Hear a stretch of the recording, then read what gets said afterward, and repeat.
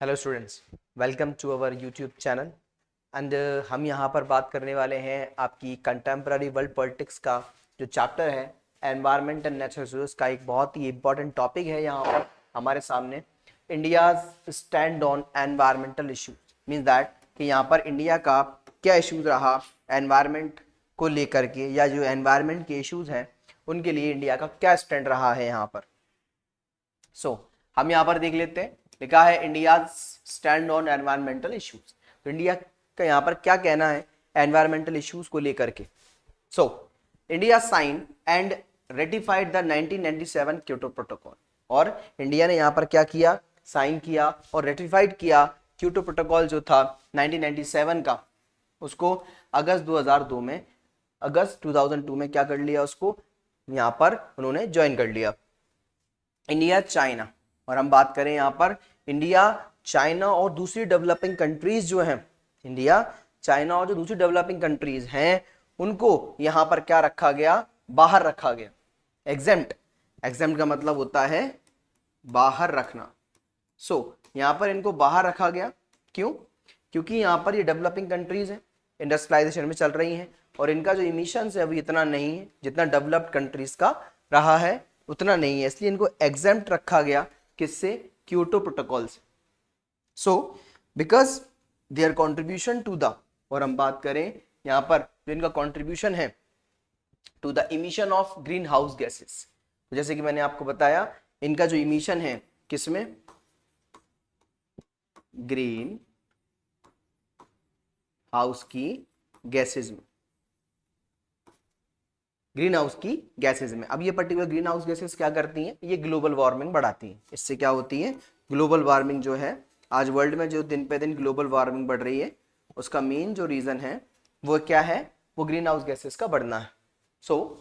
यहाँ पर जो ग्रीन हाउस गैसेज हैं ड्यूरिंग द इंडस्ट्रियलाइजेशन पीरियड, कब? इंडस्ट्रियलाइजेशन पीरियड में, मतलब ये जो लोग हैं इंडिया या बात करें चाइना या फिर जो डेवलपिंग कंट्रीज हैं उनमें, वो क्या कर रहे हैं कि उनका वो भी चल रहे हैं इंडस्ट्रियलाइजेशन पीरियड।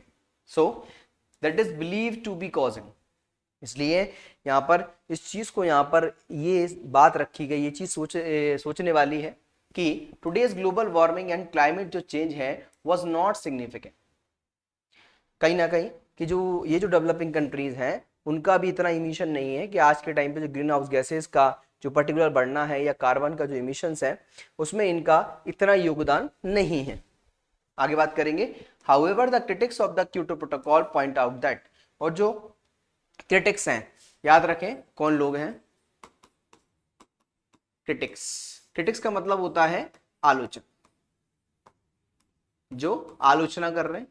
आलोचना करने वाले क्या कह रहे हैं भाई कि बहुत जल्द, क्या बहुत जल्द इंडिया चाइना और जो दूसरी डेवलपिंग कंट्रीज हैं वो कहां किस लाइन में खड़े दिखाई देंगे, वो यहाँ पर डेवलप्ड देशों की कतार में खड़े दिखाई देंगे। मतलब वो कितना इमिशन कर लेंगे कि जितना डेवलप्ड कंट्रीज कर चुकी हैं उतना ही इमिशन कर लिया होगा इन लोगों ने। China along with other developing countries will be among the leading contributors to greenhouse gas emissions। क्या होंगे? लीडिंग कंट्रीब्यूटर्स होंगे किस चीज के? ग्रीन हाउस गैस के इमिशंस के। और जब G8 की मीटिंग हुई थी जून 2005 में, याद रखें जून 2005 में जो यहां पर मीटिंग हुई थी G8 की, उसमें यहां पर क्या हुआ कि India pointed out that the per capita emissions rates, India ने यहां पर इस चीज को याद दिलाया कि जो पर कैपिटा एमिशन रेट जो है किसकी? डेवलपिंग कंट्रीज की। पर कैपिटा जो इमिशन रेट है डेवलपिंग कंट्रीज की वो यहां पर कैसी है? Are a tiny fraction of these in the developed world. क्या कहना चाह रहे हैं यहां पर कि यहां पर अगर बात कर ली जाए कि जो इंडिया का जो ग्रीन हाउस गैसेस का इमिशंस है, इंडिया का जो ग्रीन हाउस गैसेस का इमिशंस है वो कितना है कि जो डेवलप्ड कंट्रीज हैं उनकी अगर बात कर ली जाए तो बहुत कम फ्रैक्शन में दिखाई देगा। कैसे दिखाई देगा? बहुत कम फ्रैक्शंस में दिखाई देगा। फॉलोइंग द प्रिंसिपल ऑफ, और यहां पर किस चीज का principle? Of common but differentiated responsibilities.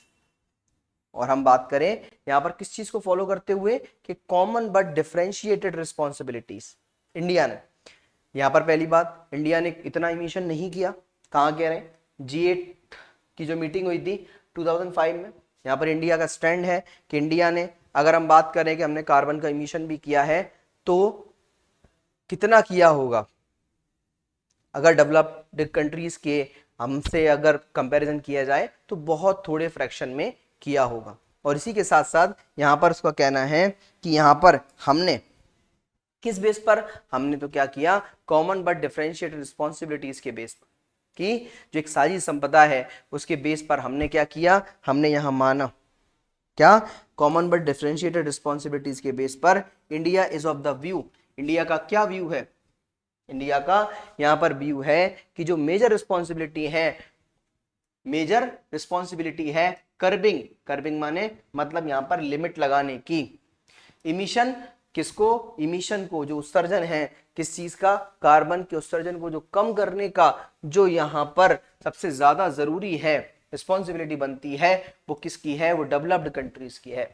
किसकी है भाई, डेवलप्ड कंट्रीज की है, विच हैव अकाउंट, और यहां पर जो एक्यूमुलेटेड है emissions over a long period of time, जो बहुत लंबे टाइम से क्या कर रहे हैं, यहां पर बहुत लंबे टाइम से ग्रीन हाउस गैसेस की जो गैसेस हैं, ग्रीन हाउस गैसेस जो हैं उनका इमिशन करते जा रहे हैं, या फिर कार्बन का इमिशन बहुत टाइम से कर रहे हैं। इंडिया इंटरनेशनल निगोशिएटिंग, और इंडिया का जो इंटरनेशनल निगोशिएटिंग रही पोजीशन रिलाई करती है heavily on principles of historical responsibility. किसके बेस पर, हिस्टोरिकल रिस्पॉन्सिबिलिटी के बेस पर यहां पर ये चीजें रिलायबल हैं, एज इंश्राइंड इन यूएनएफसीसीसी, जो कहां पर देखी गई, यूएनएफसीसीसी में देखी गई। ये जो बातें कही गई वो क्या थी, दिस एक्नॉलेज दैट कि developed countries are responsible for most historical and current green house gases emissions.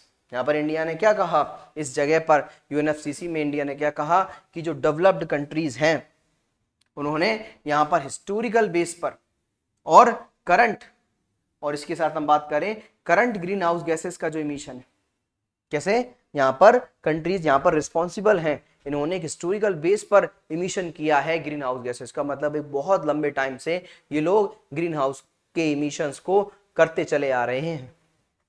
And हम बात करें एम्फेसाइजेस दैट इकोनॉमिक और जो सोशल डेवलपमेंट है are the first and overriding priorities of the developing countries party.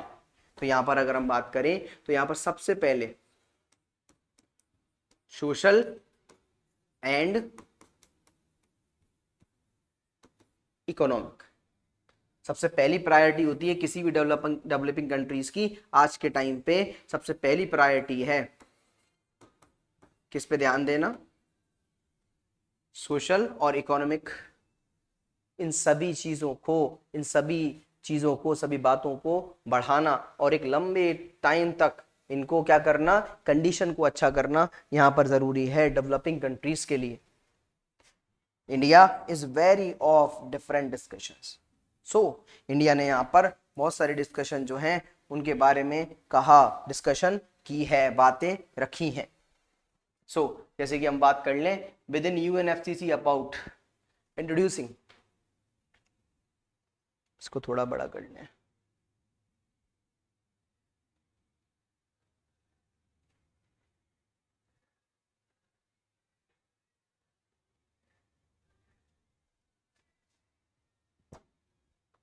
so within UNFCCC about introducing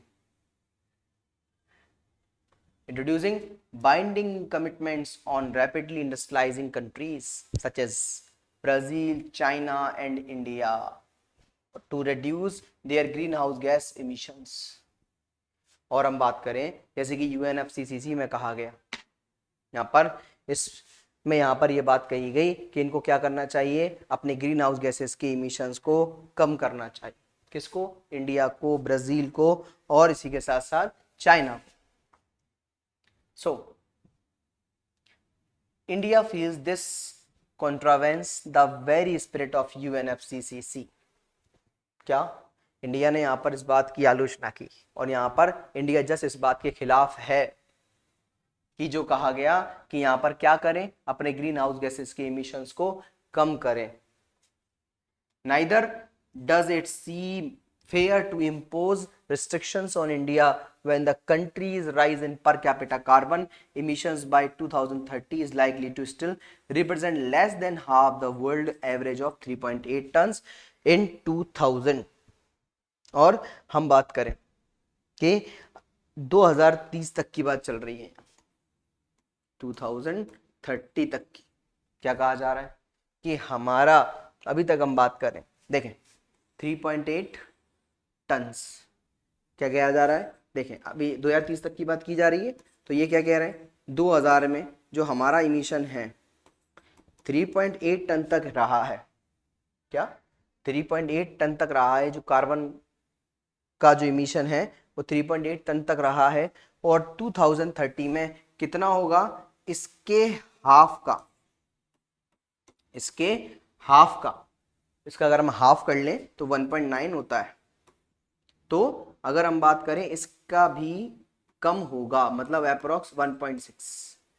अभी हमने कितना किया है, 3.8 टन किया है, 2030 तक हम कितना करेंगे, 1.6 और करेंगे। मीन्स दैट कि अगर हम यहाँ पर 3.8 में प्लस कर दें 1.6 तो यहाँ पर कितना हो जाएगा, 5.4। मतलब हम कहाँ तक पहुंचेंगे, 5.4 टन तक ही पहुंचेंगे। कब, 2030 में। The Indian government is already participating, और इंडियन गवर्नमेंट जो है, पर बात कर लें कि जो इंडियन गवर्नमेंट है is already participating in global efforts through a number of programmes. Global efforts में नंबर ऑफ प्रोग्राम्स के साथ, क्या नंबर ऑफ प्रोग्राम्स के साथ